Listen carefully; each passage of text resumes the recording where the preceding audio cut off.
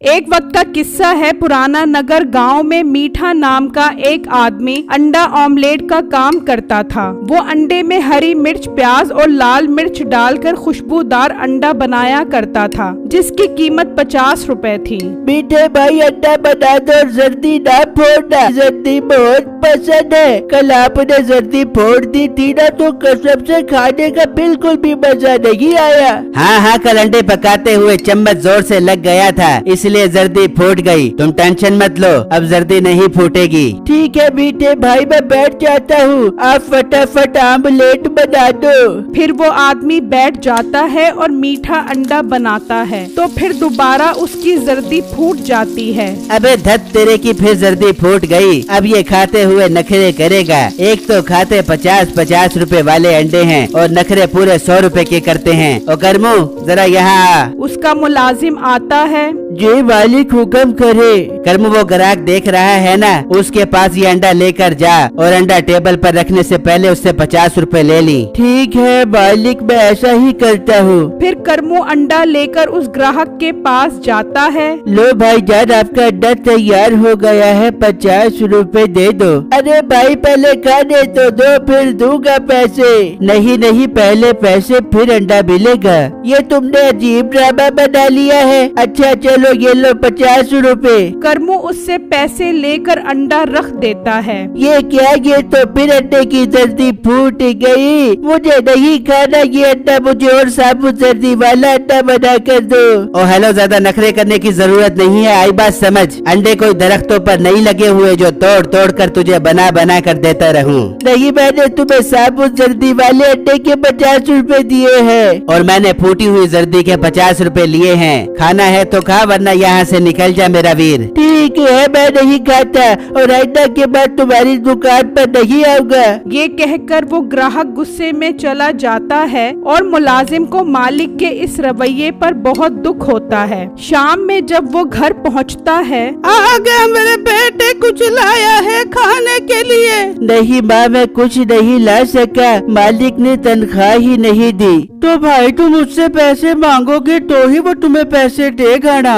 भाई मैं रोज ही उससे पैसे मांगता हूँ, वो रोज ही कहता है कि कल लेना। भाई तुम एक काम करो, कल उससे पैसे मांगना। अगर वो पैसे ना दे तो कहना कि अब मैं काम नहीं करूँगा जब तक आप मुझे पैसे नहीं दे देते। तुम देखना वो डर जाएगा और तुम्हें फौरन पैसे दे देगा। हाँ भाई, मेरे अलावा तो उसके पास काम करने वाला कोई नहीं है, मैं ऐसा ही करूँगा। वहाँ मीठा शाम में अपने होटल के लिए अंडे थोक के हिसाब से लेने पहुँच जाता है। आओ बेटे आओ, इस बार पूरे 5 दिन बाद अंडे लेने आए हो। हाँ सेठ साहब, महंगाई होने की वजह से ग्राहक काफी कम हो गए हैं, जिससे आमलेट की सेल में काफी फर्क पड़ गया है, इसलिए ही इस बार लेट हो गया। हाँ मीठे, महंगाई तो काफी है, लेकिन तेरे लिए एक ऑफर है। कैसी ऑफर सेठ साहब? अगर तू अंडों के 50 का रेट लेगा तो तुझे आधी कीमत पर मिलेंगे। कैसी लगी मेरी ऑफर? अरे वाह सेठ साहब, ये तो बहुत अच्छी ऑफर है। इस तरह तो मुझे बहुत फायदा होगा। आप दे दो मुझे 50 का रेट। ठीक है बेटे, तू 50 का रेट के पैसे जमा करवा दे,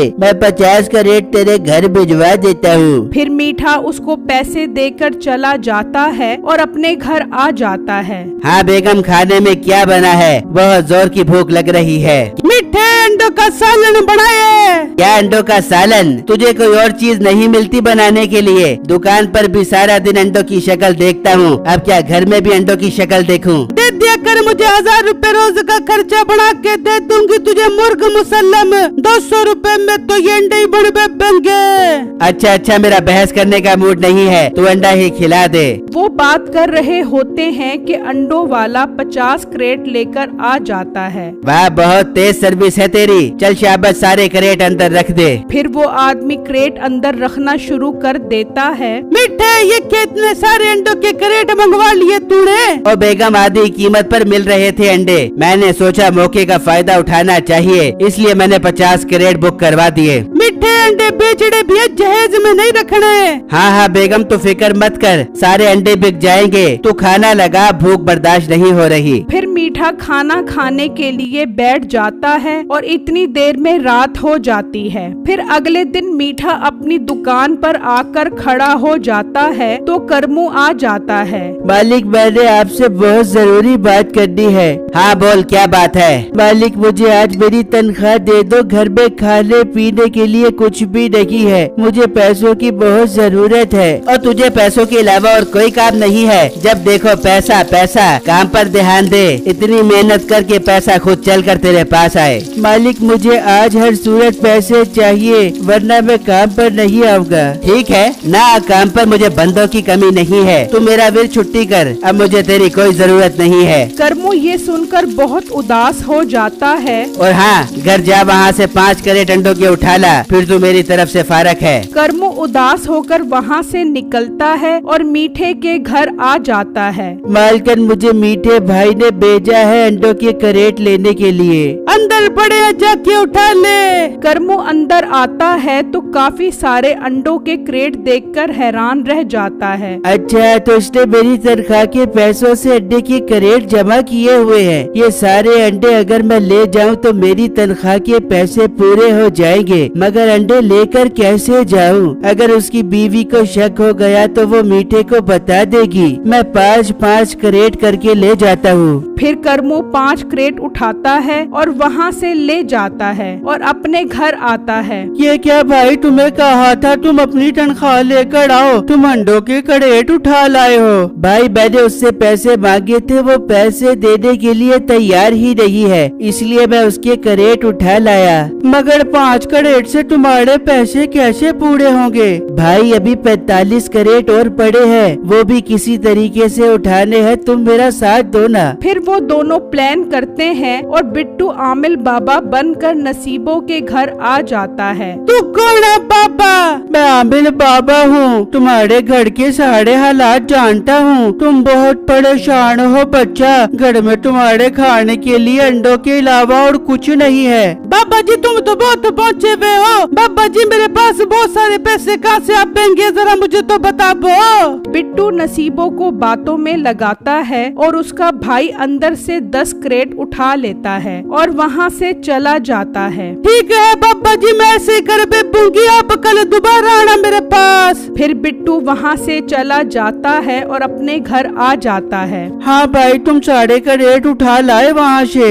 अरे भाई, अभी तो 35 कैरेट वहाँ पड़े हैं, आप वापस क्यों आ गए? उसे बातों में लगा कर रखते। भाई, उसको शक हो रहा था, इसलिए मैं वापस आ गया। अच्छा, मेरे पास एक और प्लान है, तुम तैयारी करो। फिर बिट्टू खुसरा बन जाता है और नसीबों के घर पहुंचता है। जीवे तेरे बच्चे जीवे, अल्लाह रखे बच्चे जीवे, दे दे मुझे कुछ, दे दे अंडे खा कर तेरे बच्चे जीवे। ओ खुसर फुसर, तू कहाँ से आ गया? अभी तो मैं 16 साल की जवान लड़की हूँ, बच्चे कहाँ से आ गए मेरे? बिट्टू उसे बातों में लगा कर रखता है और उसका भाई 15 क्रेट मजीद उठा लेता है और घर चला जाता है। बेटा, अब कितने कैरेट रह गए हैं? अम्मी जान, अब बस 20 कैरेट रह गए हैं। इससे पहले कि भाई वापस आए, मैं जा रहा हूँ उठाने। करमू घर से बाहर निकलता है तो बिट्टू आ रहा होता है। भाई, आप क्यों वापस आ गए? अभी 20 कैरेट और उठाने थे। ओ भाई, तो और उसे कितना बातों में लगाता, तुम फिक्र क्यों करते हो? मेरे पास एक और प्लान है, तुम तैयारी करो।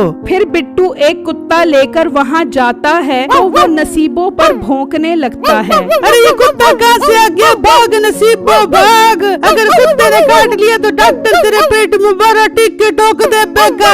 नसीबो आगे आगे और कुत्ता पीछे पीछे। इस मौके का फायदा उठाते हुए वो दोनों अंदर से बाकी के 10-10 क्रेट भी उठा लेते हैं और घर आ जाते हैं। वहाँ मीठा अपनी दुकान पर खड़ा सोच रहा होता है, ये करमू अभी तक वापस क्यों नहीं आया? मैं घर जाकर देखता हूँ। मीठा जब घर आता है तो वहाँ कोई भी अंडों का क्रेट नहीं होता। मीठा जैसे बाहर आता है तो नसीबों के पीछे कुत्ता होता है। ये कुत्ता कहाँ से आ गया? भाग मीठे भाग। अब नसीबों और मीठा आगे आगे और कुत्ता पीछे पीछे। नसीबों, सारे अंडे कहाँ चले गए? मीठे अंडों को छोड़, कुत्ते को रोक रोक वरना डॉक्टर के पास जाना पड़ेगा। वो भागते भागते मीठे की दुकान तक आ जाते हैं और जोर से उससे टकराते हैं तो उसकी सारी दुकान तबाह हो जाती है। इस मौके का फायदा उठाते हुए बिट्टू और उसका भाई अगले दिन से ऑमलेट की दुकान खोल लेते हैं और एक अंडे की कीमत सिर्फ 30 रुपए रखते हैं, जिससे उनकी दुकान पर ग्राहकों की भीड़ लग जाती है।